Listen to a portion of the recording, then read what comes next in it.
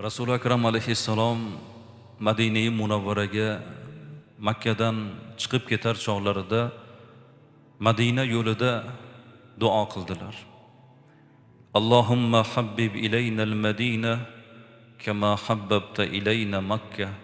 Parvardigor, bizlarni qalbimizga Madina muhabbatini sol, xuddiki Makkani yaxshi ko'rganimiz kabi yoki undan da yuksak muhabbatni qalbimizga solgin deb Allohga duo qildilar.